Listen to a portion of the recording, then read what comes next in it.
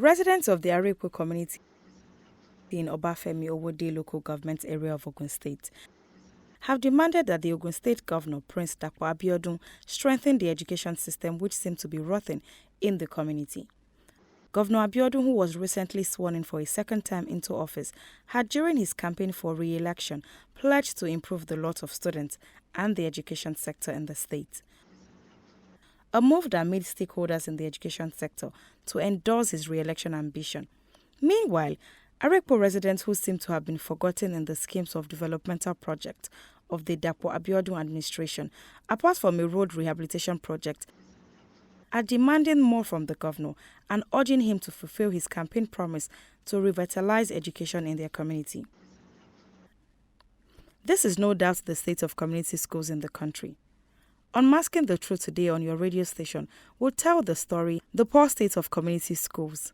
My name is Esther Alarabe. Unmasking the Truth is an initiative of St. Ives Communications in partnership with Voice of Women and supported by the Macarthur Foundation. We spoke to residents of Arepo in Ogun State to share their story on the primary school their children attend daily. I want money with them. I've got some school back for community high school. I want to dance school. I'll be telling me that I'm on me oda.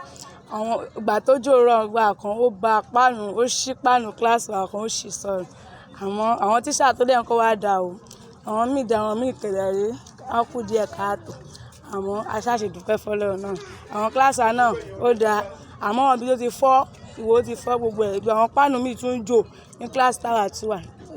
Public about the secondary school. We can see that there's no secondary school in Arepo as Arepo big as this. At least it is supposed to have one secondary school, but there's no secondary school in Arepo. The primary, I can't say the way I can see that school is not really conducive like that.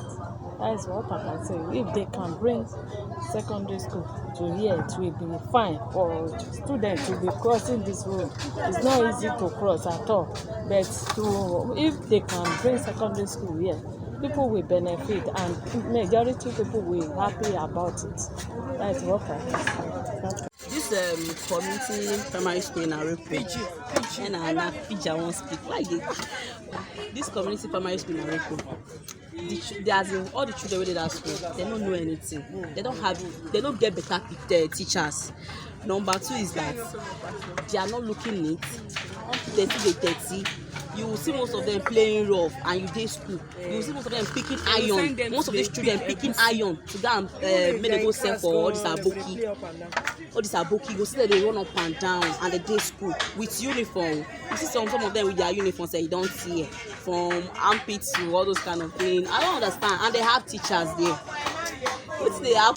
So the only thing I want to say, it go better if our government, employ better teachers to change the things that is happening, the things where they happen for that place, because it's not making sense at all. How can you just put a child in this kind of school and nothing is happening? They don't know anything. You go even call some of them and say, Alpha, what is it now? They will look at you eyeball, and you dey school, and you still they wear the uniform self. Crossroad, they go Ibafo Magboro. It don't make sense now. As big as this Arepo is, they're supposed to get like secondary school. This community school, from primary school for this Arepo, they're supposed to go get what's it called? Secondary school. N'ikwu eziokwu, ụlọ akwụkwọ gọọmenti praịmarị skuulu dị be anyị ka tụkwa mma ugbu a karịa ka o si dị na mbụ, maka na mbụ ụmụ akwụkwọ na-ana ebe ha nọ, ụlọ ebe ha nọ eburu ọma mgbu gbamgbam ya eghere oyo na, mana ugbu a ya bụ gbamgbam ndị gọọmenti akọọla ya. Ụlọ akwụkwọ ebe ụmụ akwụkwọ na-anọ ha edosechala oche na, mana oche ha dosere ezutechaghị ụmụ akwụkwọ niile na-aga ya bụ ụlọ akwụkwọ. Ya bụ na ihe m na-ekwu bụ, amaara m, ekenere m ndị gọọmenti na ha na-agba mbọ n'ụzọ otu ike siri ahụ, otu ha kwesịrị, ihe ha kwesịrị ime, ha na-agba mbọ. Mana aga m asịkwa ka ha mekwuo maka na a sị na eto dike na nke o mere omekwa ọzọ, ka ha mekwuo, ka ha gbaa mbọ hụ na ha nyetekwere aka ka oche zute ụmụaka ahụ, zitekwuo ọtụtụ ndị nkụzi ebe ahụ, ma n'anya na ụmụ akwụkwọ ndị be ha agaghị akwụnwuru ụgwọ akwụkwọ ka ha nye ha scholarship na-akwụrụ ha ụgwọ akwụkwọ, maka na ịne ụfọdụ ụmụ akwụkwọ ahụ anya, akwa ha yi dọkachara adọka, ụfọdụ n'ime ha bụ ndị na-anaghị eri nri abịa akwụkwọ. Ọ bụrụ na ha ga-eme ihe dịka ịzụ ụmụ akwụkwọ, inye ha nri ma ha bịa akwụkwọ, maọbụ kwara ha akwa akwụkwọ ọfụ, chinye ya na-anaghị ha ego ọbụla. As you have heard, women in these rural areas are suffering as a result of the poor state of the primary school their children attend. Currently, the education sector in Arepo is in shambles, as Obafemi Owode Local Government Primary School, the only public primary school in the community, is in bad shape and unconducive to facilitate quality learning for pupils enrolled in the school. Also, we found that there is no public secondary school in the community, thereby leaving primary school graduates to either subject themselves to sourcing secondary education in neighboring communities or dropping out of schools, especially if they are unable to afford private schooling. Unmasking the Truth looks at the effects of poor states of community primary schools. Let's go back to the street to get more comments from the women on this issue.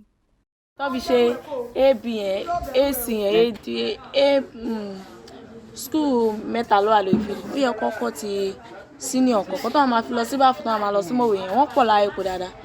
Accident lè ṣẹlẹ̀ at any time. Àwọn ọmọ lè wà ní mọ́tò kọ́ tẹ̀ máa ìgbà míì ó drop máa wà tó máa fẹ́ sẹ́yìn bọ̀. Ó yẹ kó ti ṣe tipẹ́. Ìkọ́ tó fi ṣe second one, the third one yẹn ló yẹ kó fi ṣe GS1 àbí GS2 àbí GS3. Ó yẹ kó tẹ̀ ní kí ló kọ ẹ̀ public school kan tó máa ní GS1 àbí GS2 premises baby class gbogbo ẹ̀ ti pọ̀ jù tẹ́ bá níbẹ̀ nísìn wọ́n wá premises àti kí ni ó pè é. Private school nìkan ṣe rí GS1 ẹ̀ GS2 SS kò ń ṣe gbogbo èèyàn ló lówó àwọn school kí ni lọ́wọ́ school tí wọ́n láyé olówó ló ń lọ school náà èkó ẹni wà lówó kò lè lọ school náà èkó lọ́dẹ̀ntẹ̀ wọ́n ti jáde tó táyọ̀ nínà wọ́n ti gbà private school wa o ọmọ eléyìí tó ń lọ school ní almost 40,000 private school wa o. a fẹ́ hospital nǹkan tó a fẹ́ nínú Arepo náà nìyẹn kò sí secondary school àti secondary school àti general school ohun gangan ni bí àdúgbò yìí ṣe ẹ jẹ́ kí àwọn oníbùdó ìyálòdì ọlọ́pàá wọn. Ẹ ṣe mà. Ìyá gan ni kókó jù. Yàrá mi mọ́ bínú bọ̀. Orúkọ tèmi ni Mrs. Dúrójàyé Ìyálóde Arepo.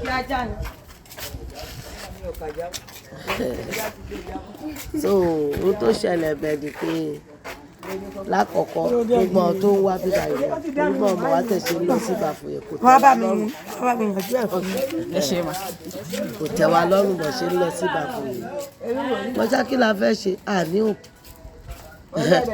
àfi ká máa lè jẹ gbà kọ́ lọ́run kó wá gbérànlọ́wọ́ ẹ̀ dìde kó bá wa ṣe nígbà tó àwọn olóṣèlú dé ohun tí mo sọ fún wọn lẹ́nu ẹ̀ pé gbogbo ọmọ wa wọ́n ṣe wà yẹn kò tẹ́ wa ní ọrùn láti máa sọdá wọ́n yà wọ́n tó lè ṣe fún wa nísìn ẹ̀rázà ẹ̀bùn tó máa ṣe fún wa nísìn ni pé kọ́ fún wa ní skul yẹn sí ibi báyìí ká ní secondary school nígbà tí kí ló ṣe ń pè tó kọ́kọ́ wá ń gbà kan amosu tó wá mo tí mo sọ fún wọn lẹ́nu ẹ̀ pé tó a fẹ́ nǹkankan bí kò ṣe pé a fẹ́ center a dẹ̀ fẹ́ school síbí báyìí a fẹ́ títì ọtí ṣe títì lọ àti dúpẹ́ lọ́dọ̀ Ọlọ́run ìyẹn yọjú síbẹ̀ ìpè nǹkankan tó tún wá kù bẹ́ẹ̀ ni pé gbogbo arúgbó wa ó tẹ̀ jẹ́ lóṣù kan kọ́ máa fún wọn ní nǹkankan gbàtà tún máa wọlé lẹ́rù jèlò tí bàbá wa máa wọlé ìtòwọlé ìyọwọ́ kí máa fòtọ̀ wá ó sọ fún wọn mo ní ọmọ arúgbó kùlù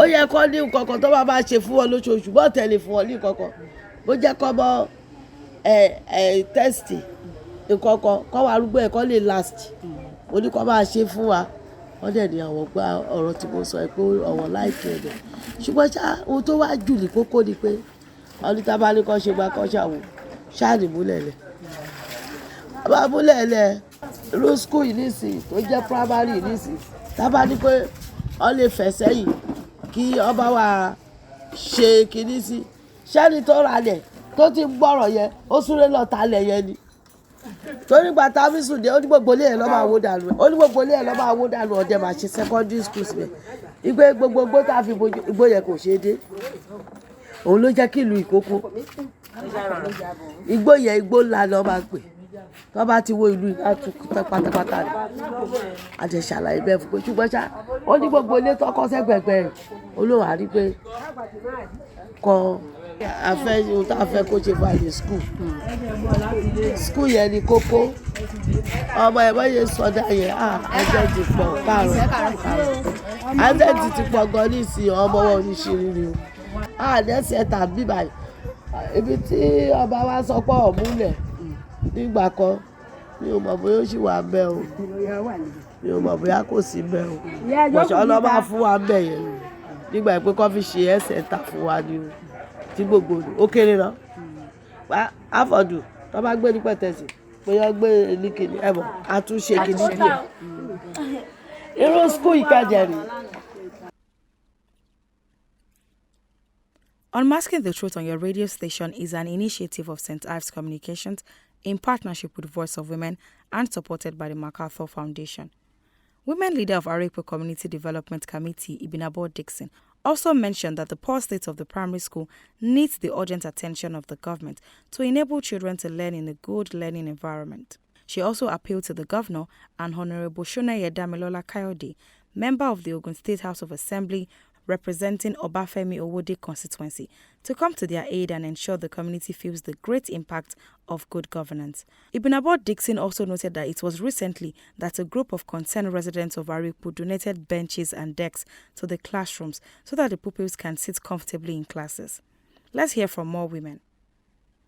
Bó ṣe jẹ́ pé ó wà ìnísì tó bá lè help wa tó bá lù tó bá ṣe fún wa tó bá ṣe upchair síbẹ̀ nígbà tó bá ṣe kìíní síbí báyìí tẹ́lẹ̀tẹ́lẹ̀ kìíní nìkan ṣo ló wà bẹ̀ ó dà pé primary six ni ẹyọ kan ṣo dé bóyá mi ò bàbá ṣe manage lè two ló wà bẹ̀ three bóyá wàá kó o papọ̀ ṣá lẹ́gbẹ̀ẹ́ kan yẹn tá a kọ́kọ́ tẹ́gbẹ́ báyìí kó tó nípa wá ṣe méjì yẹn tó bá gbé ṣe láti ní ẹni tó máa help wa gbà yẹn ni àdìjẹ́ kọ́ ṣe yẹn secondary school yẹn lọ́ba sọ pé kọ́ ṣe fún wa ayédèwà níwájú wà lẹ́yìn bàbá yẹn pé bóyá ibi tó gbé gbá bọ́ọ̀lù yẹn lẹ́lọ́ máa fara láìsí ẹ̀ kọ́ bá tẹ̀ ṣì máa wá ṣe bó jẹ́ bẹ́ẹ̀ lẹ́lọ́ máa bá a papọ̀ sí àríbi tó máa sún sẹ́yìn kọ́ tẹ̀ bá a ṣe secondary school yẹn kọ́ ọmọ ẹ̀kọ́ yé súré káàkiri kò tí a lérò tí wọ́n lè ṣe fún wa nìyẹn wọ́n dẹ̀ bá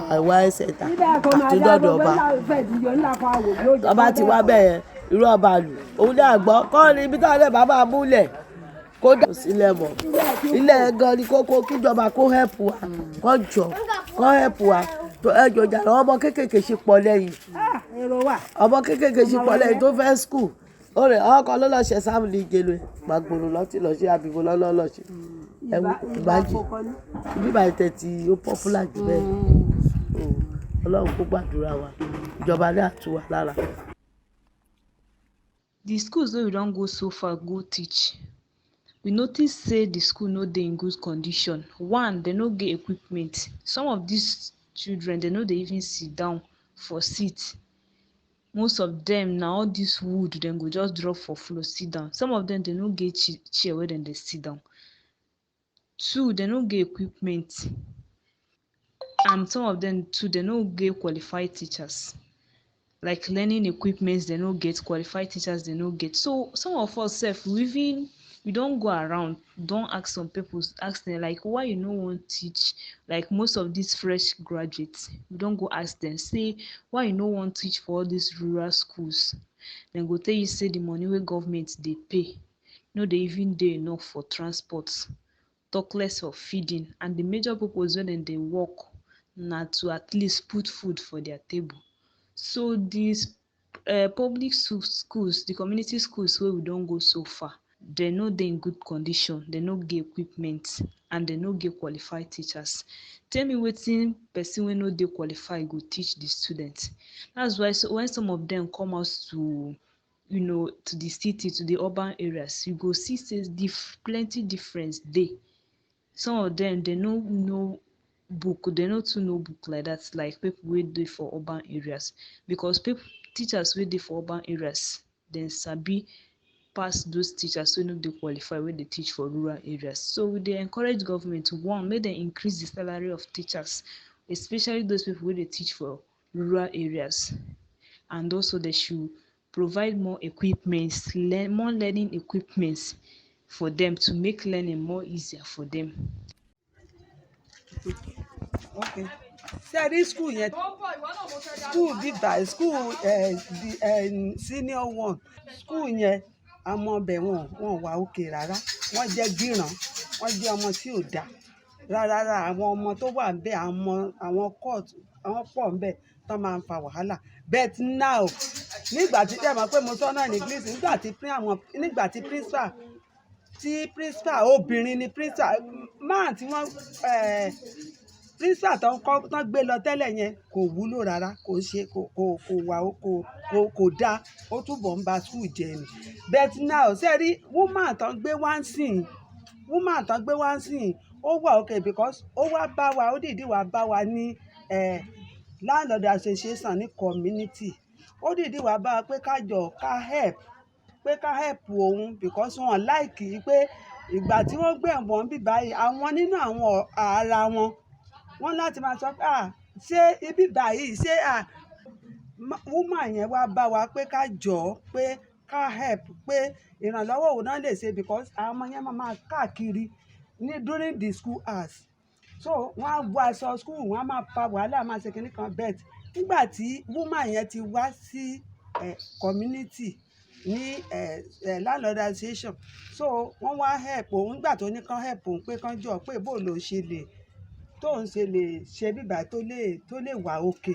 So wọ́n wá dáhùn wípé bó ṣe jẹ́ pé kán bá ń fọwọ́sowọ́pọ̀ pé tó bá jáde ìyẹn grand son mi, èmi ti sọ pé tó bá jáde ní junior, èmi ti sọ wípé èmi ní jẹ́ kó wọ senior.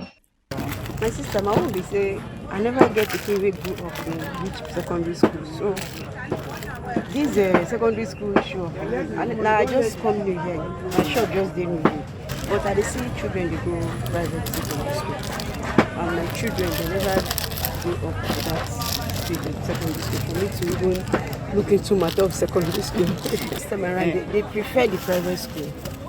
Parents prefer it because government school is the way I used to hear about it. They need to do well, so parents prefer private. As for me, right from my children's kids age, my private school till their secondary school na private school. When they reach to go, then they primary now. When they reach to go, na private school. I don't like them to go government. School now na competition. Everybody they want to do it all well, so that when the pikin learn well, you go rush, go tell your neighbor say, you see this side, put am here, they go, the pikin go learn fast more than the way. So na competition, I dem dey. For government school, if they won't want them to compete with private school, now their own opinion to put effort. But as for me, my own children, I no go like them to go government school at all. I no go even try am. Even if it will take me to sell my the only funds I have to make sure that I give them what they want. Dear people, this is the experience of residents of Arepo community in Ogun State on the sad state of primary schools their children attend. Thank you for unmasking the truth on corruption with me today. The Child Rights Act Section 15, subsection 1, which states that every child has the right to free, compulsory, and universal basic education, and it shall be the duty of the government in Nigeria to provide such education. It mandates the government at all levels to provide free and quality education for all children. The case, however, seems to be different, as children in Arepo community cannot boast of accessing free and quality education. We call on the government and all stakeholders to revisit the renovation of the Arepo Primary School to provide basic education to residents of the community. If you have a story on corruption in your community that you would like us to talk about, please share your comments via text and WhatsApp to 070 317 56537. Unmasking the Truth on Effects of Corruption on Women from the Gender Lens is an initiative of St. Ives Communications in partnership with Voice of Women and supported by the Macarthur Foundation. Thank you to the producer Taiwo Adeleye and executive producer Tom Okewale Shunaya. My name is Esther Alaribe. WFM 91.7.